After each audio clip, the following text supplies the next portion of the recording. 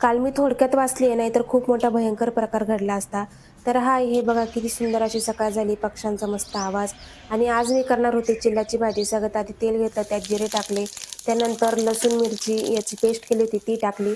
आधी हरभरे मी थोडे घातले होते.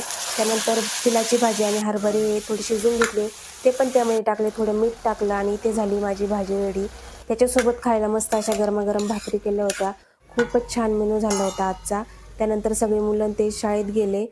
संध्याकाळी काय झालं, मी संध्याकाळी पाणी गरम करण्यासाठी स्विच ऑन केलं होतं गिझरचं. जसं मी स्विच ऑन केलं तसा इतका भयंकर असा जाळ झाला त्याच्यामध्ये. आणि मी तिथेच जवळ उभी होती, कारण तुम्ही बघता हे आमचा गिझर आहे आणि त्याच्यावर स्विच आहे. हे बघा इथे स्विच आहे. मी इथे बटन दाबलं आणि कारण एकदम स्विचच्या गिझरच्या जवळ उभं राहून बटन दाबावं लागतं आणि मी बटन दाबताच इथे भयंकर आतमध्ये इतका मोठा जाळ झाला. मला काहीच सुचलं नाही, कारण की तो इतका प्रचंड आवाज पण झाला होता. मी पळत-पळत गेले. मिस्टरांना आवाज दिला, ते घरातच होते नशीब आणि त्यांनी पटकन विजेचा सप्लाय बंद केला. लगेच पप्पा पण धावत आले. त्यांनी ना बारदान आणलं आणि त्या गिझरवर टाकलं. आग विझली.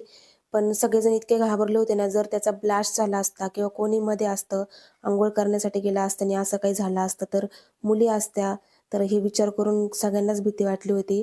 तर मला माहीत नाही नेमकं इथे काय झालं. गिझरचा प्रॉब्लेम होता की व्होल्टेज जास्त होतं, जे पण असेल ते. पण हे खरंच खूप भयंकर होतं. तुमच्याकडे जर गिझर असेल तर तुम्ही प्लीज काळजी घ्या स्वतःची, कारण कधी काय होऊ शकतं. तर हे बघा इथे पप्पांनी गिझर आता बाहेर टाकलंय. ते पूर्ण जळून गेलं होतं. त्याची हालत बघा. असला प्रकार बघून ना असं वाटतं आपलं जुनं तेच चांगलं, चुलीवर पाणी तापवायचं.